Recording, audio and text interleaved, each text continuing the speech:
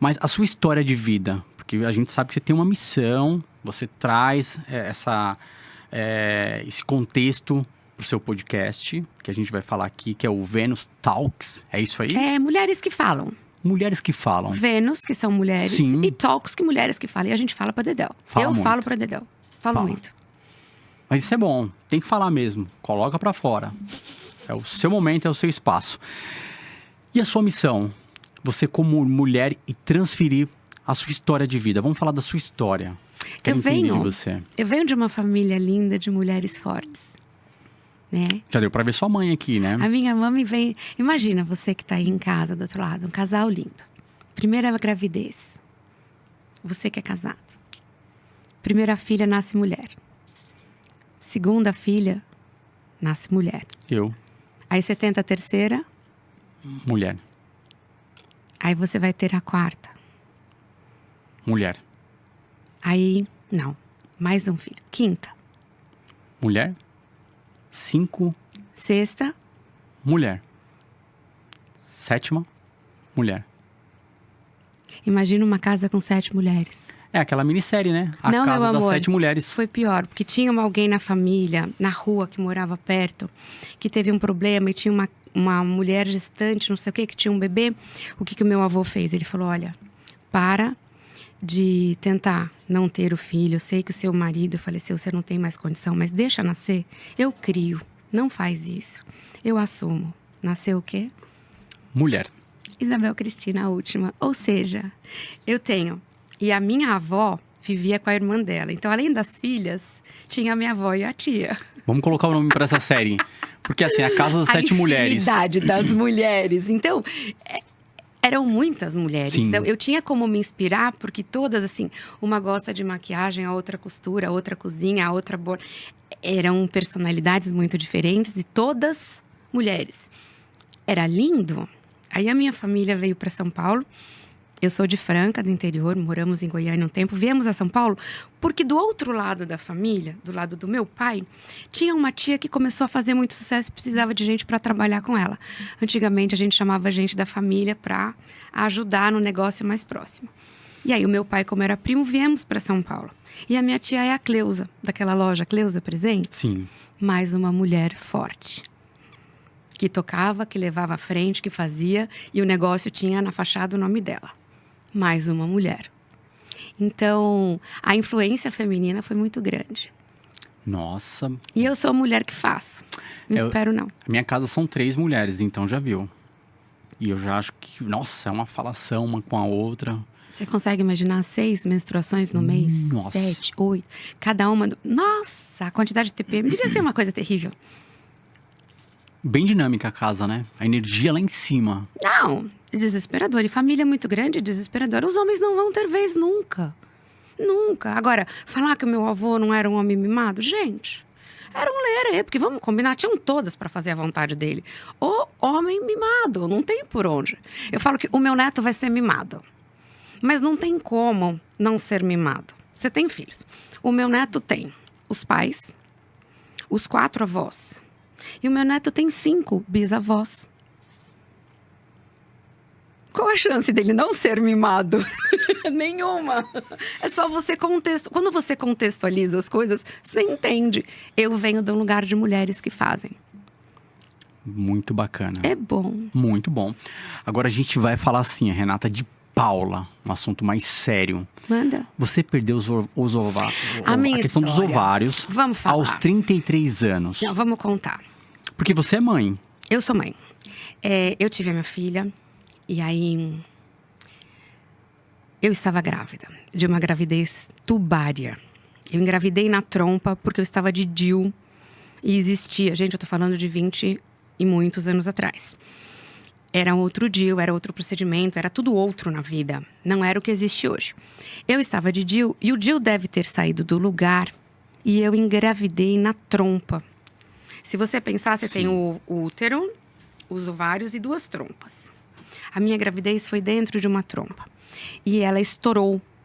E eu tive uma hemorragia interna muito grande.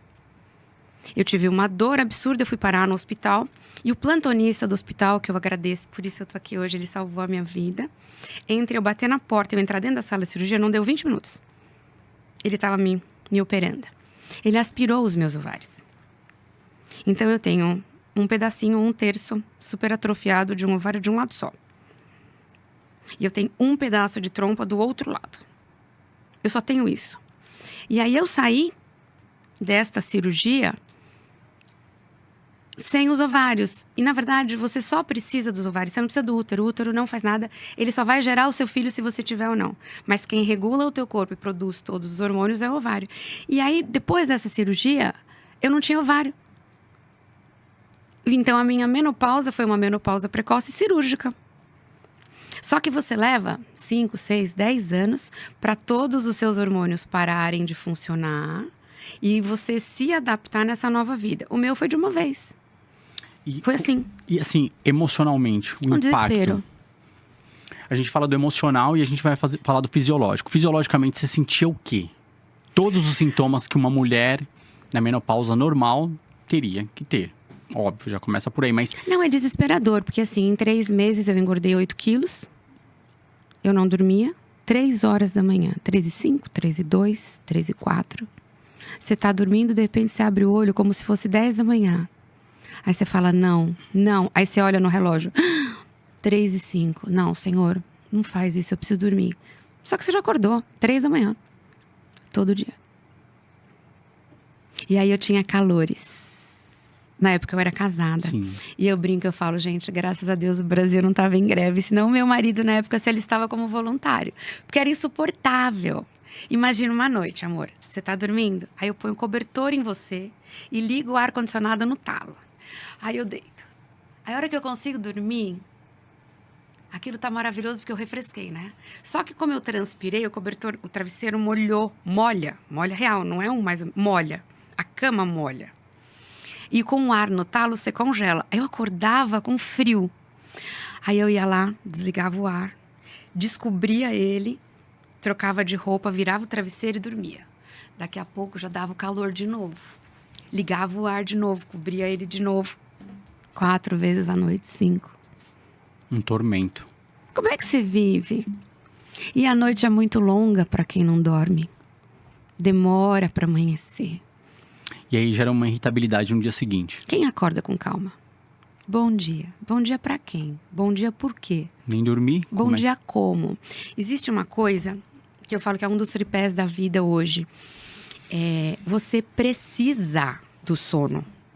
É durante o sono que você entra numa faixa de trabalho cerebral, é trabalho neuronal, que você vai ter hormônios no teu cérebro que vão tirar o tóxico e te limpar.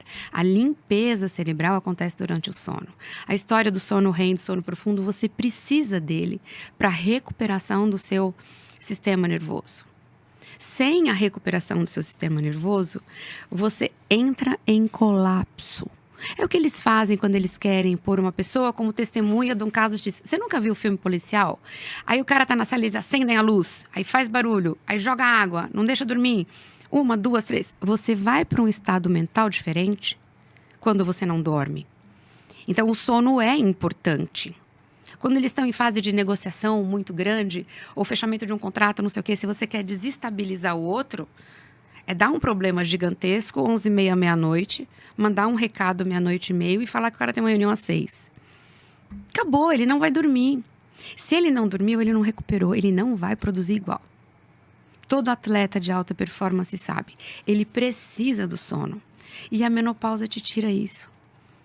Ela tira o sono de qualidade. Às vezes você pode até ficar na cama, mas você não recuperou. Mas quando isso ocorreu com você aos 33 anos... Eu não tinha noção. Há um tempo atrás, a gente vai falar assim, não tinha esse recurso da medicina. Não. Então você ficou durante quanto tempo sem procurar médicos para reposição? Vamos falar de reposição hormonal. Eu fiquei uns 8, 10 anos para entender o que estava acontecendo comigo. Porque eu entrei na menopausa junto com a minha mãe. Você já foi para atividade física? Eu sempre fiz. Eu nunca fui uma pessoa sedentária. Então isso ajudou você? Então, eu tenho bons hábitos. Cultive bons hábitos.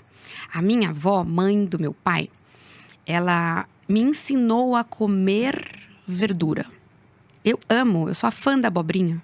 Eu amo verdura, porque eu aprendi com a minha avó. Então, não era uma opção. Então, eu gosto de comida com cara de comida de verdade. Eu não gosto de fast food, eu não gosto de ultraprocessado. Eu não gosto, não é o meu hábito. Né? O meu, assim, se você fechar o olho e falar, descreve um dia dos sonhos, é comida de gente. Então, o que me ajudou? Me ajudou o quê? Atividade física eu sempre fiz. Eu sou da época que a gente fez aeróbica. Eu fiz remo na USP. Imagina, eu remei com o professor Fará.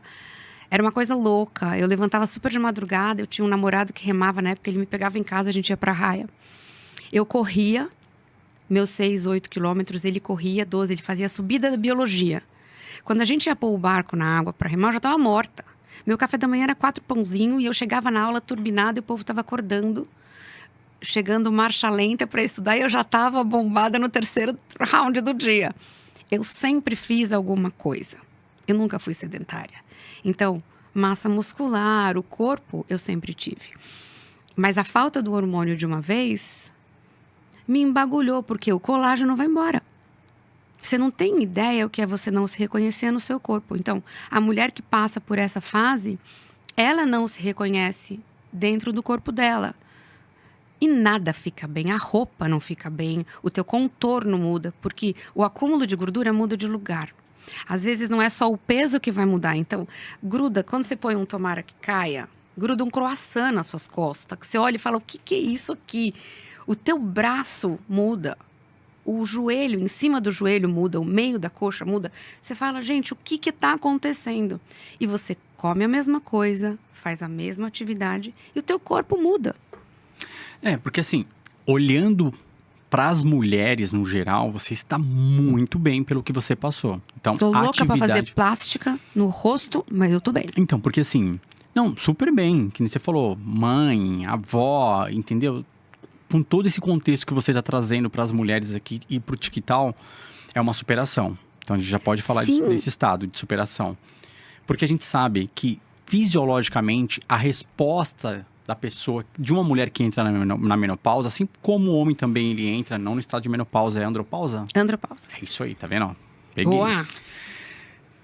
A gente sabe que vai ter a baixa perda de massa magra, artrite, artrose, como osteoporose, enfim, colágeno, cabelo, unha, as questões das reações de radicais livres que aumentam no seu organismo, no seu corpo. Então, assim, a pessoa vai envelhecendo. É normal, nós somos humanos, a gente vai envelhecer um dia. Só que acelera esse processo. E você passou durante 8 anos. Parece que assim, sabe festa surpresa? Sim. Que não é aquela coisa assim, chega um convidado, chega outro convidado, depois chega outro convidado. Não. Parece que é festa surpresa, tava todo mundo esperando na esquina. De repente, vira todo mundo da esquina e chega todo mundo junto, assim, 40 pessoas no meio. É a mesma festa. Só que em vez de chegando de um que você tem tempo de cumprimentar todo mundo, falar oi pra todo mundo, oi, bem-vindo. Chegam 40 na tua porta. E aí você não tem como lidar com as 40 demandas de uma vez. Eu não percebi que tudo aquilo era menopausa. Eu virei uma pessoa muito mais irritada, muito mais brava. Os meus filhos referem isso. A minha tolerância ficou minúscula. A minha paciência desintegrou. Ela foi para algum lugar do espaço. E assim, junto com isso, eu era casada, a vida profissional acontecendo, a realidade mudando, o trabalho bombando, a vida indo para outro lugar. Eu não percebi a magnitude de tudo que eu passei. Mas o desgaste é gigantesco. Você prova um vestido para ir numa festa, dali a 15 dias. Em 15 dias você não entra na roupa. É um impacto muito grande. Você falou do visual, né? Que a gente estava entrando no fisiológico. Mas isso é um todo. É um todo. O processo é muito forte. Então, psicologicamente tem que estar muito bem.